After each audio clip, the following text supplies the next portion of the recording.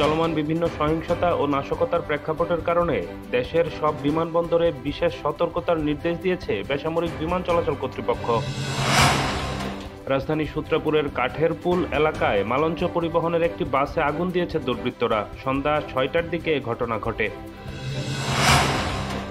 ঢাকা মহানগরবাসীকে সতর্ক থাকার অনুরোধ জানিয়েছেন Dhaka metropolitan police commissioner Sheikh Mohammad Sajjad Ali.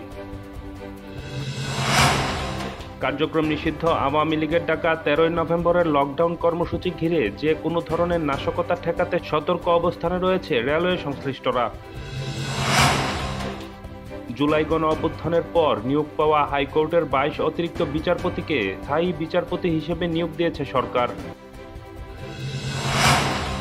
July সনদ বাস্তবায়নের উপায় নিয়ে 3 থেকে 4 দিনের মধ্যেই সিদ্ধান্ত নেবে সরকার। রাজনৈতিক দলগুলো তা মেনে নেবে আশা আইন উপদেষ্টার। দিল্লির লালকেল্লায় গাড়ি বিস্ফোরণকে জঙ্গি হামলার ঘটনায় বাংলাদেশকে জড়ানো সম্পূর্ণ ভিত্তিহীন জানিয়েছে পররাষ্ট্র উপদেষ্টা তৌহিদ হোসেন।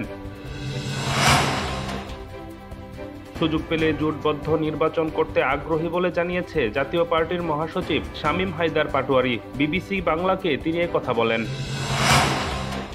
পাকিস্তানের রাজধানী ইসলামাবাদে জেলা ও দায়রা জজ আদালত ভবনের বাইরে আত্মঘাতী বোমা হামলায় অন্তত 12 জন নিহত।